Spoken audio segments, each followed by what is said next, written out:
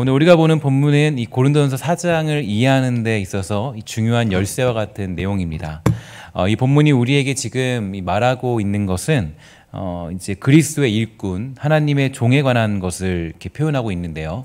하나님의 종은 어떻게 살고 또 무엇을 바라보며 살아야 하는가, 여기에 관한 이야기를 하고 있습니다. 그래서 하나님의 종은 언제나 주인에게 충성을 다한다, 그렇게 얘기하고 있고, 이 충성이라는 것은 결국에 신실성이다라는 것을 보여주고 있죠. 그래서 하나님께 충성을 신실하게 다하고 있다. 이게 바로 충성된 종의 모습이고 하나님의 종으로서의 걸어가야 될 길의 그런 모습이죠.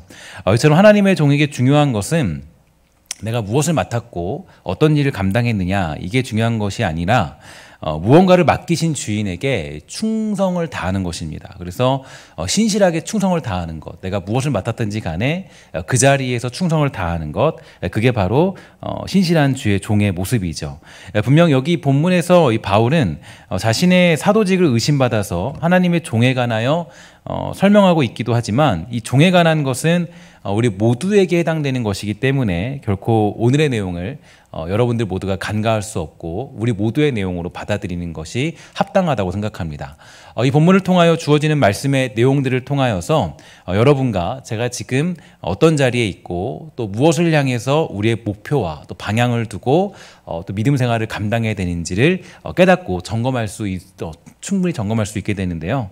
여러분들은 하나님의 종이라고 하면 어떤 사람이라고 생각할 수 있습니까? 하나님의 종은 어떻게 발탁되고 또 어떻게 쓰임받는 것이 하나님의 종이고 또 어떻게 하면 큰일을 하는 종이 될 수 있을 것이다 라고 생각을 합니까? 어떤 사람이 하나님의 종이 되었다라고 할 수 없지만, 우리가 성경을 통하여 알 수 있는 것은 하나님의 크신 그 작정하심과 그 사랑 속에서 택함받은 사람들, 이 부름받은 사람들만이 하나님의 종으로 살아갈 수 있다는 것만 우리는 알고 있습니다. 이 고린도전서를 작성한 사도 바울만 살펴봐도 우리는 이 사실을 명확히 알 수 있는데요. 일단 바울은 이 자신이 부름받은 사건들을 이야기할 때마다 강조하는 것은 내가 이 가말리엘 문화에 있었다, 로마의 시민이다, 많은 학식을 배웠고 내가 쓸만한 존재다, 이렇게 하지 않고 이 다메섹 도상에서 이 죄인 중에 괴수인 나에게 예수님이 직접 찾아오셨다, 이렇게 우리에게 강조해주고 있습니다. 그리고 바울은 이 하나님의 종, 바로 이 사도가 되었다라는 거죠. 그러니까 주님이 직접 찾아오셔서 하나님의 종으로서의 그런 역할을 감당하게 되었다라고 표현하고 있다는 겁니다. 어떤 조건도 어떤 이유도 찾아볼 수 없는 하나님의 크신 뜻과 이 사랑 속에서 주어진 선택이고 이 변하지 않은 진리라는 거죠. 그래서 우리는 이 하나님의 종으로 부름받은 것이 영광이다라고 말하는 겁니다. 만약에 우리의 힘으로 내가 가진 조건으로 무언가를 가졌고 누렸다면 그건 내가 잘나서 얻은 것이지 하나님께 영광 돌릴 일은 아니기 때문이죠. 성경에서 누누이 우리에게 표현하는 것들이 있습니다. 우리들은 모두 각각 제 갈 길로 떠난 자들이고 완악한 자들이고 또 죽었던 자들이다라고 우리를 표현하고 있는데요. 우리는 조금도 가망이 없는 자들이었습니다. 하지만 하나님은 택하신 자들을 붙드신 것이고 그들과 함께 동역하여서 하나님의 일들을 완성시키기로 작정하셨죠. 즉 그 가망 없는 자들과 함께 자기의 사역을 완성시키기로 하나님의 작정과 자신의 계획 속에 이 모든 것을 두셨습니다. 그래서 우리는 하나님의 종으로 살아가는 것이 영광이다라고 말하는 이유가 거기에 있는 거예요. 예를 들어서 여러분이 지금 어떤 사업을 하고 있다고 가정해 봅시다. 내가 사업의 주인이에요. 그 사업장의 어떤 주인이에요. 그러면 그 사업을 하기 위해서 여러 사람들을 이렇게 불러 모으죠. 모았다면 여러분들은 어떤 사람들을 불러 모으겠어요? 불러 모을 때 보면 뭐 시험을 치거나 아니면 뭐 이렇게 면접을 보겠죠. 그래서 뭐 조건이 있을 거예요. 일단 뭐 인류 대학 나와야 된다. 뭐 서울에 있는 대학 나오거나 아니면 뭐 토익 시험을 뭐 만점 맞아야 된다거나 뭐 뭔가 이뤄낼 가능성이 있어 보인다거나 그런 사람들을 모을 거예요.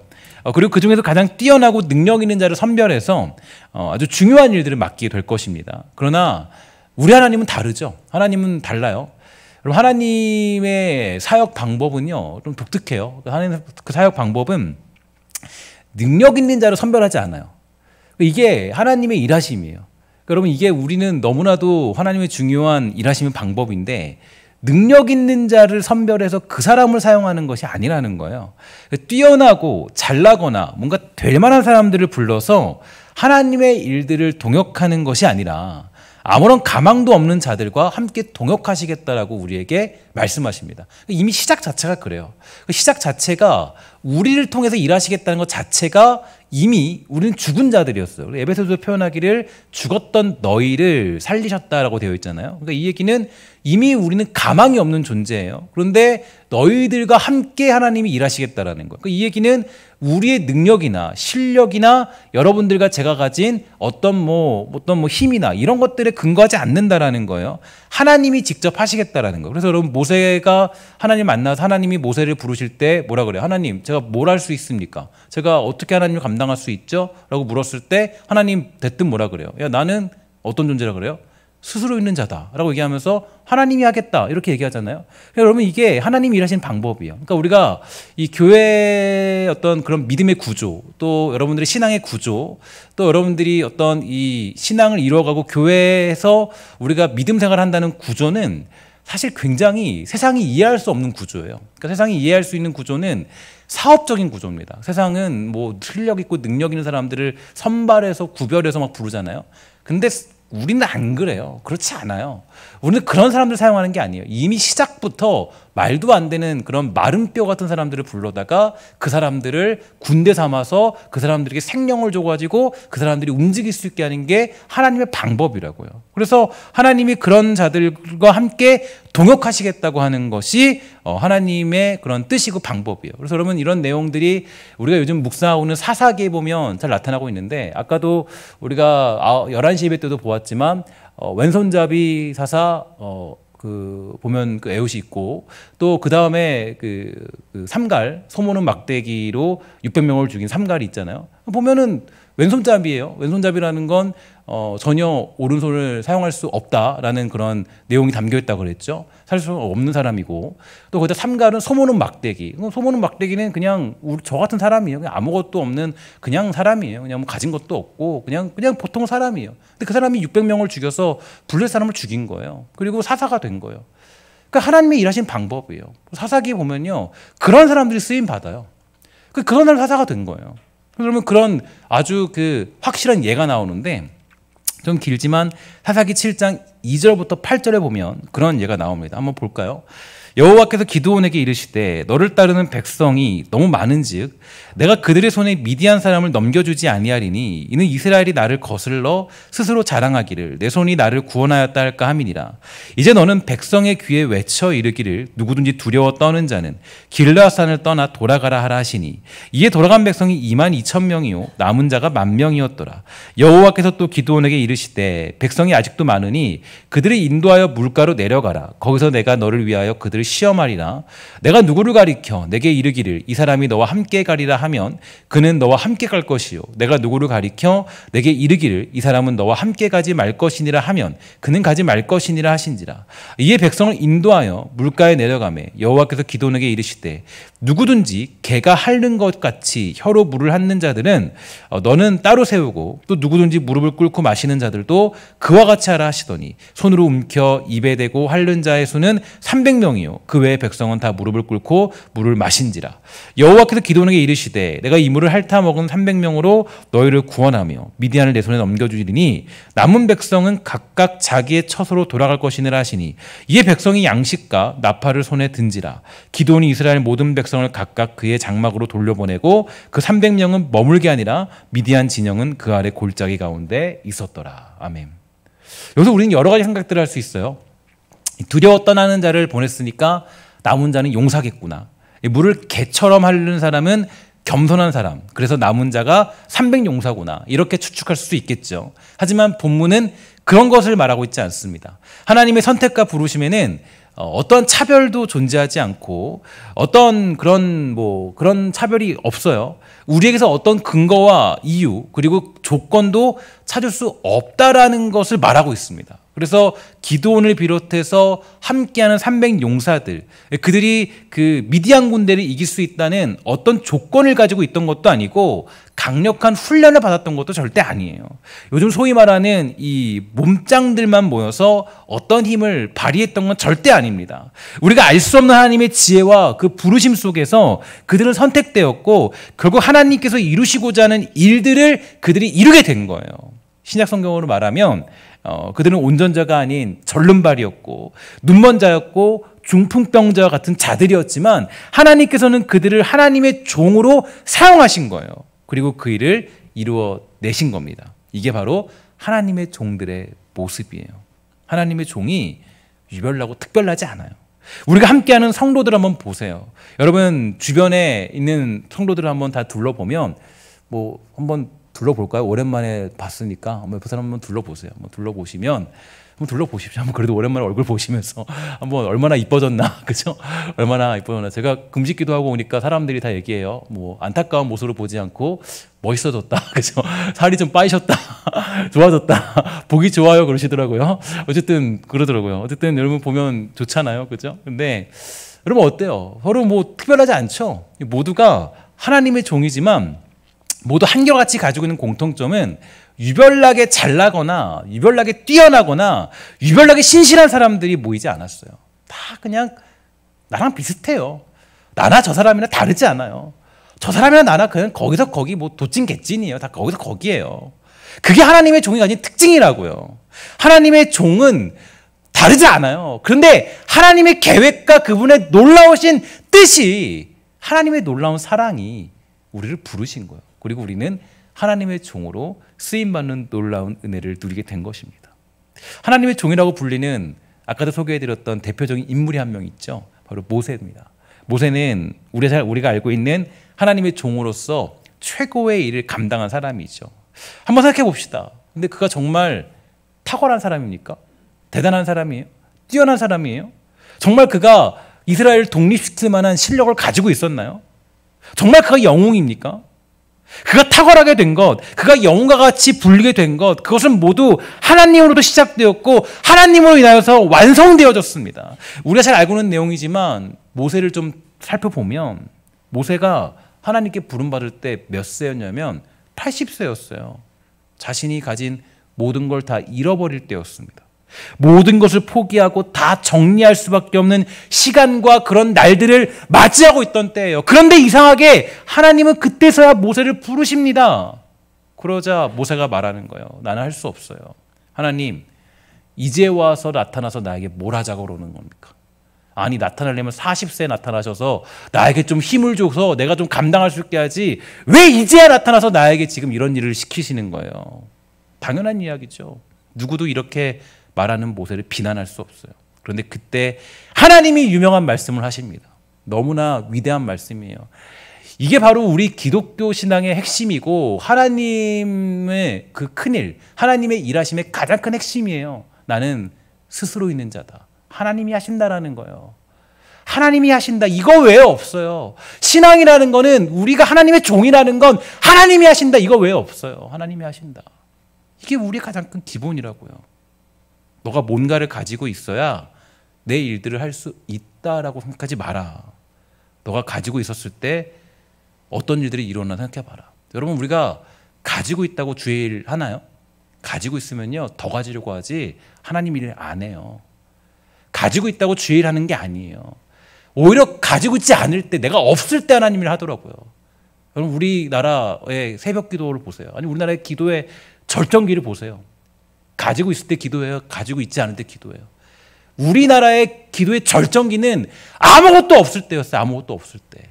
그때는 모두가 다 기도에 매달렸어요. 모두가 다 기도에 온 힘을 기울였어요. 그때는 예배가 모든 게 중심이었어요. 왜냐? 가진 게 없으니까. 근데 가진 게 너무 많아졌어요. 그때부터 기도 안 하죠. 기도가 사라져요. 가진 게 많으니까. 그러니까 하나님이 언제 불러요? 모세를 80세 때 부르는 거예요. 그때 부르시는 거, 그때. 모세가 말하길, 하나님, 저는 못합니다. 입도 둔하고 뭐 할 줄 아는 게 없어요. 이건 모세가 겸손하게 낮은 자세로 믿음의 고백을 말한 게 아닙니다. 정말 못하겠어요, 하나님. 왜 내가 가지고 있을 때 나타나지 않고 아무것도 소망이 없는 이제야 나타나서 이런 일을 맡기십니까? 투정하고 불평하는 거예요. 하나님이 뭐라 그래요? 출애굽기 4장 11절 이렇게 얘기합니다. 여호와께서 그에게 이르시되 누가 사람의 입을 지었느냐? 누가 말 못하는 자나 못 듣는 자나 눈 밝은 자나 맹인이 되게 하였느냐? 나 여호와가 아니냐? 이제 가라. 내가 내 입과 함께 있어서 할 말을 가르치리라. 아멘이십니까? 이게 하나님이 모세를 사용하는 방법이라고요. 하나님의 종 모세를 사용하는 방법이에요. 너무 멋지지 않나요? 저는 이게 너무나도 이런 하나님을 만날 때마다 이 가슴이 막 쿵쾅쿵쾅 뛰어요. 그러니까 이게 하나님의 일하시는 방법이에요. 내가 하는 게 아니에요. 우리가 하는 게 아니라고요. 내가 뭐 했다 이런 거 없어요, 성경에는. 그럼 모세가 내가 뭐 했다라고 하면 40세 때 일을 이뤄야 돼, 40세 때. 근데 그때 안 하잖아요. 언제 해요? 80세가 지나서 120세까지 그냥 죽어라고 광야에서 그냥 살다가 그냥 그 일을 마치는 거예요. 이게 하나님의 종이에요. 그러니까 하나님의 종은 사실 여러분, 그래서 하나님의 종은 사실 이 모세가 뭐 대단한 종이다라고 얘기하지만 모세 보세요. 여러분 요즘에 그 제가 민수기 강해 했잖아요. 강해 이제 짧게 뭐 한 3장짜리를 되게 오래 한 5개월 동안 했는데, 여러분 그 3장짜리 5개월 동안 하면서 그 3장을 5개월 했는데 여러분 하면서 어땠어요? 야, 이 지긋지긋한 백성들 그랬잖아요. 제가 보면서 야, 어떻게 이럴 수가 있나? 근데 그걸 40년을 견뎠어요, 모세가. 그럼 모세의 40년의 광야 생활을 보세요. 하나님의 종으로 부름받았어요. 여러분 그 모세의 인생을 봤을 때 그냥 광야에서 혼자 사는 게 나을까요? 아니면 하나님의 종으로 사는 게 편할까요? 사실 보면 혼자 사는 게 편했어요, 사실은. 근데 하나님의 종으로 부름받아서 거의 그의 인생을 보면 그렇게 뭐 대단한 인생을 산 건 아니에요. 힘들고 고난스럽고 괴로운 인생을 살았어요. 정말로 어려운 인생을 살았어요. 괴로운 인생을 살았고요. 여러분 그게 모세의 인생이었다고요, 모세의 인생. 그런데 여러분 그게 사실 하나님의 종이에요. 하나님의 종은 아까도 말씀드렸지만 누구에게 충성하는 거예요? 주인에게 충성하는 거예요. 주인에게. 우리의 주인은 누구예요? 하나님이죠. 하나님이 무엇을 맡기든 어떤 자리를 맡기든 무엇을 맡기든 거기에 충성하는 거라고요. 뭐 하나님 왜 저 여기 있습니까? 이런 거 없어요. 하나님이 맡기면 그냥 그 자리에 충성하는 거예요. 하나님 맡기면. 아, 내가 왜 여기? 아, 저는 이거 하기 싫어. 아니, 그런 거 없어요. 신실한 주의 종은 하나님이 맡기면 그냥 거기에서 죽어라고 충성하는 거예요. 신실하게.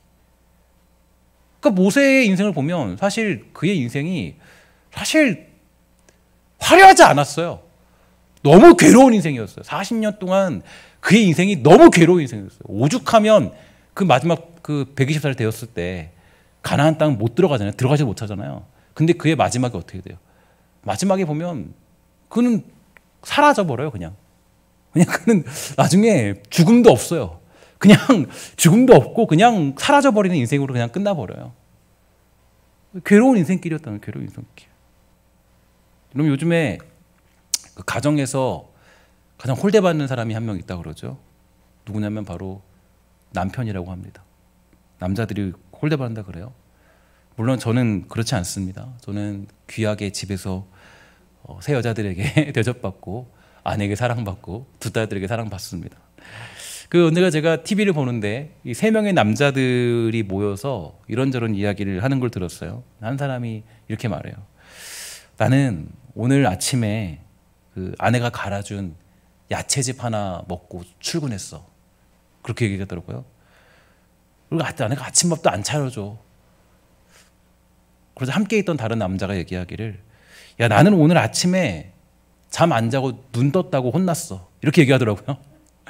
그러니까 이 남편들의 자리가 매우 쓸쓸해 보이는 이야기입니다. 그러니까 그 남편들의 자리가 거의 거의 바닥에 떨어진 거죠. 심지어는 그 가정에서 남편이나 아빠가 돌아오는 시간보다 더 많이 기대되는 시간이 있어요. 어떤 시간입니까? 바로 다른 남자가 한 명 있습니다. 택배 기사죠, 그죠? 택배 기사가 오는 그 시간만큼은 기가 막히게, 저희 집도 그래요. 저희 딸들이 몇 번이고 그냥 문을 열었다 막 밤 8시쯤 되면은 그 쿠땡이 오거든요. 오면 와서 뭐 시켰던 거 오늘 시키고 오늘 왔나? 나갔다가 들어오고 뭐 왔나? 나갔다 들어오고. 택배 기사가 오는 때가 가장 기쁘다 그래요. 여러분, 택배 기사가 오는 게 왜 좋을까요?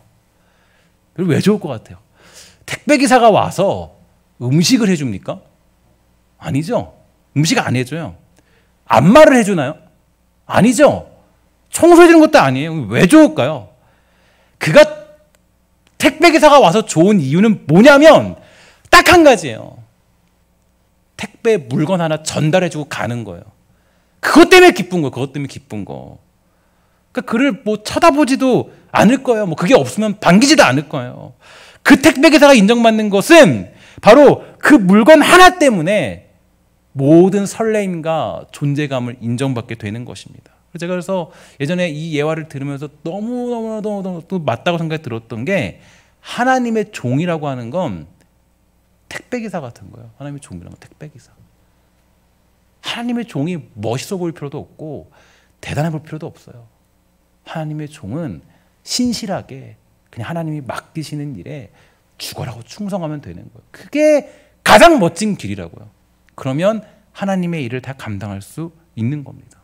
하나님의 종이라고 해서 뭔가 다른 일을 해내야 된다는 것이 아니라 그저 우리는 그 선물이 크던 작던 전달하는 것이 최선이고 우리의 완성이라는 사실을 말해주고 있습니다. 그리고 그것이 하나님의 종이고 우리에게서는 최고의 능력이에요. 그래서 여러분, 우리 맡은 자들에게 구할 거는 뭐예요? 충성이죠. 능력이 아니에요.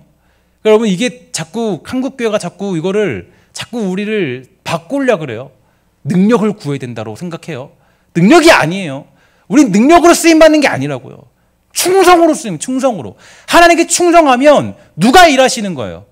하나님이 일하시는 거예요, 그냥.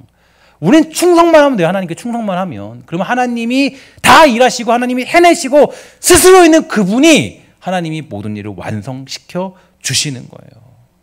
그것이, 그래서 우리는 하나님의 말씀 그대로를 택배 기사처럼 전달만 하는 그 역할만 감당하면 되는 것입니다. 그래서 오늘 본문 5절에서 바울은 다음과 같이 얘기합니다. 그러므로 때가 이르기 전 곧 주께서 오시기까지 아무것도 판단하지 말라. 그가 어둠에 감추인 것들을 드러내고 마음의 뜻을 나타내시리니 그때 각 사람에게 하나님으로부터 칭찬이 있겠다. 이렇게 강조해주고 있는데, 우리가 해야 할 일은 그래서 무엇이냐? 2절에서 말하고 있는 것 같이 주어진 일에 오직 신실함으로 의무와 책임, 그 충성을 다하는 것이라고 바울은 말해주고 있습니다. 그러니까 나에게 주어진 하나님의 책임이 뭐냐? 나에게 주어진 충성이 뭐냐? 여기에 집중하는 것이 우리 그리스도인들이 또 하나님의 종으로 부름받은 우리가 해야 할 유일한 바로 생각이고 추구해야 될 가치라는 거예요. 여기에는 누가 잘하고 누가 못하고 이것은 우리가 판단할 일이 아니라는 겁니다. 누가 잘했냐 못했냐 이게 아니라 우리가 하나님께 충성하면 하나님이 그 일을 완성시켜 내시는 줄 믿습니다. 이게 우리가 가지는 믿음이 되는 거예요. 우리는 우리가 해야 할 일, 그것은 전달하는 그 일들을 감당하는 것이 곧 우리의 영광이고 능력이 되는 것입니다. 여러분, 기독교의 본질은 무엇입니까? 그 본질은요, 나의 나된 것이나 나의 신앙의 열심이나 자격이나 수준으로 신앙을 논하지 않고 하나님을 놓고 우리의 신앙을 말하는 것입니다. 그것을 이제 대표적으로 이사야 63장과 64장을 통하여 확인할 수 있는데요. 이 부분은 하나님 앞에 범죄하여 이스라엘이 바벨론의 포로가 된 현실에서의 한탄이고 회개이고 주님 앞에 구원을 요구하는 시대적인 배경을 가진 장면입니다. 우리 좀 찾아보도록 할까요? 이사야 63장 15절과 17절인데 여기 나와 있습니다. 주여 하늘에서 굽어 살피시며 주의 거룩하고 영화로운 처소에서 보옵소서. 주의 열성과 주의 능하신 행동이 이제 어디에 있나이까? 주의 베푸시던 간곡한 자비와 긍휼이 내게 그쳤나이다. 주는 우리 아버지시라 아브라함은 우리를 모르고 이스라엘은 우리를 인정치 아니할지라도 여호와여 주는 우리 아버지시라. 상고부터 주의 이름을 우리의 구속자라 하셨거늘 여호와여 어찌하여 우리로 주의 길에서 떠나게 하시며 우리의 마음을 강팍케 하사 주를 경외하지 않게 하시나이까. 원컨대 주의 종들 곧 주의 산업인 지파들을 위하사 돌아오시옵소서. 이렇게 얘기하는데 여기 기도의 핵심은 뭐냐면 이스라엘 백성은 아브라함의 후손이고 야곱의 후손입니다. 그들은 하나님을 모른다고 할지라도 하나님은 그러실 수 없어요. 인간은 마음을 바꾸고 변덕을 부리고 배신을 할 수 있지만 하나님은 그러실 수가 없어요. 하나님은 우리 아버지시고 우리를 만드신 분이기 때문입니다. 그뿐만이 아니라 그 아들을 보내신 하나님이 우리 하나님이시죠. 우리의 잘못이나 못난 모습으로 인하여서 우리를 내버려 두실 수 있는 분이 아니십니다. 그래서 이사야 64장에 가면 1절부터 9절의 내용인데요. 이런 내용이 있습니다. 한번 잘 들어보십시오. 원컨대 주는 하늘을 가르고 강림하시고 주의 앞에서 산들로 진동하기를 불이 섭을 사르며 불이 물을 끈인 같게 하사 주의 대적으로 주의 이름을 알게 하시며 열방으로 주의 앞에서 떨게 하옵소서. 주께서 강림하사 우리의 생각 밖에 두려운 일을 행하시던 그때에 산들이 주의 앞에서 진동하였사오니 주 외에는 자기를 앙망하는 자를 위하여 이런 일을 행하신 신을 예로부터 들은 자도 없고 귀로 깨달은 자도 없고 눈으로 본 자도 없었나이다. 주께서 기쁘게 의를 행하는 자와 주의 길에서 주를 기억하는 자를 선대하시거늘 우리가 범죄함으로 주께서 진노하셨사오며 이 현상이 이미 오래 싸우니 우리가 어찌 구원을 얻을 수 있으리까. 대저 우리는 다 부정한 자 같아서 우리의 은은 다 더러운 옷 같으며 우리는 다 쇠폐함이 잎사귀 같으므로 우리의 죄악이 바람같이 우리를 몰아가나이다. 주의 이름을 부르는 자가 없으며 스스로 분발하여 주를 붙잡는 자가 없사오니 이는 주께서 우리에게 얼굴을 숨기시며 우리의 죄악을 인하여 우리를 소몰되게 하셨음이니이다. 그러나 여호와여 주는 우리 아버지시니이다. 우리는 진흙이여 주는 토기장이시니 우리는 다 주의 손으로 지으신 것이라. 여호와여 과히 분노하지 마옵시며 죄악을 영영히 기억하지 마옵소서. 구하오니 보시옵소서 보시옵소서. 우리는 다 주의 백성이니이다. 아멘. 이것이 기독교를 기독교하게 되는 본질입니다. 우리의 열심이나 자격이나 조건이나 공로로 보상받는 종교가 아니라 우리는 하나님의 은혜와 자비, 사랑하심과 전능하심, 그분의 거룩하심을 근거로 하여서 기독교라는 것이 존재하게 되는 거예요. 이게 바로 우리의 믿음이라고요. 우리의 믿음. 그럼 우리의 믿음은요, 절대로 우리가 정말 어떤 일을 해내려고 하는 것이 아닙니다. 기독교는 그런 것이 아니에요. 하나님의 종이라는 것은 다른 것이 아니라 바로 하나님의 은혜 앞에 내가 온 힘을 다해서 충성하며 살아가는 것. 그게 우리 하나님의 종으로서 살아가는 가장 중요한 본질이 되는 줄 믿습니다. 사랑하는 여러분, 정말 여러분 부탁드리는 것은 이 땅을 살아가는 우리 모두가 정말로 하나님이 주시는 은혜와 사랑 가운데 하나님께 충성할 줄 아는 복되고 아름다운 주의 백성 되기를 주의 이름으로 간절히 부탁을 드리겠습니다. 우리가 주의 일 감당할 때 스스로 계신 하나님, 그 하나님을 믿고 살아가는 거예요. 그게 우리가 하나님을 감당하는 방법이에요. 충성하는 것은요, 우리가 정말 가지고 있는 믿음의 본질이 되는 겁니다. 그래서 우리는 능력 갖고 쓰임받는 것이 아니라 충성으로 쓰임받는 거예요. 충성으로. 어떻게 충성하느냐? 신실하게 충성하는 거. 그게 하나님께 쓰임받는 비결이고 하나님의 종으로서 살아가는 유일한 방법이 되는 것입니다. 사랑하는 여러분들 모두가 그러한 길을 걸어감으로 말미암아 하나님의 종으로서 부족함 없는 주의 백성 다 되어서 우리 충성된 종으로 쓰임받는 일꾼 다 되시기를 주의 이름으로 간절히 부탁을 드리겠습니다. 우리 기도하도록 하겠습니다. 하나님 감사합니다. 우리 이 땅 살아갈 때 우리 모두가 하나님의 종으로서 충성하며 하나님께 은혜를 구하며 살아갈 수 있는 복되고 아름다운 백성 되도록 허락하여 주시옵소서. 나의 능력으로 쓰임받는 것이 아니라 하나님 앞에 신실하게 충성함으로 하나님께 진실하게 충성함으로 쓰임받는 복되고 아름다운 영혼 되어서 이 영혼들이 정말 나의 능력이 아닌 하나님의 주시는 놀라운 능력으로 쓰임받는 복되고 아름다운 충성된 종이 다 될 수 있도록 주님 허락하여 주시옵소서. 모든 말씀 예수님의 이름으로 간절히 기도합니다. 아멘.